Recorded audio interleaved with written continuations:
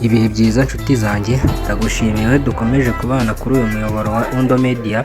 Uri umuntu w'agaciro cyane. Niba warakoze subscribe, nawe utarakora subscribe, ndagusaba gukora subscribe ugakanda n'inzogera kugira ngo tujye tubana mu biganiro bya buri munsi n'amasomo meza mbagezaho.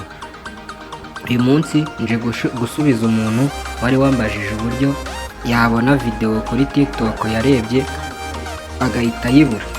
Hari ukuntu uba urebye nk'akavideo wagakunda ugahita ukabura kubera ko uba urifreshinze kakaba karagiye, ariko ngiye kukwereka uburyo ushobora guhita ukabona washaka ukahita unakadownloadinga. Reka twihute gato turebe ukuntu tugiye kubikora. Uraza muri TikTok yawe, dutegerezeho gatoya bibanze bigaragare.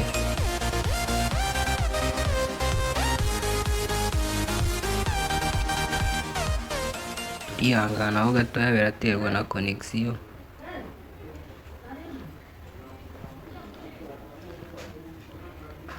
Guys, urabona ko nk'iyi video ndimo ndareba nshobora kurefreshinga gutya igahita igenda, kandi wenda nari nayikunze yamara kubereka ukuntu ugomba kubikora kugira ngo ya video yawe yongere igaruke. Ubona ko ubu yagiye. Urahita uza hano hejuru muri search. Search twese ngira ngo turahazi ko dukoresha TikTok cyane. Uhita ukandamo kuri search, uhita wandikamo akadomo, uhita ukanda hano hejuru mu search ngiro hano kuri search nanone uhita ukandaho, dutegerezeho gatoya. None tumara kugera ahangaha tuhita tuza dukande hano hejuru ahangaha handitse viewer your watch history.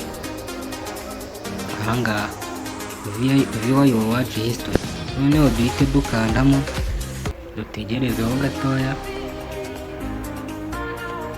dutegereze.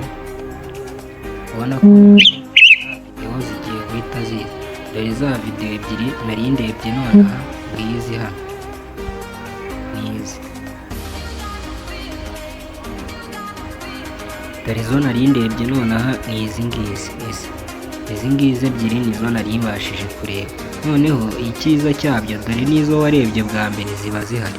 Guys, ubu nibwo buryo bworoshye ushobora guhita ubonamo video zawe. Ushobora kuba hariyo wari ukunda ukeneye kuyidownloadinga ikaba yari yahise igenda.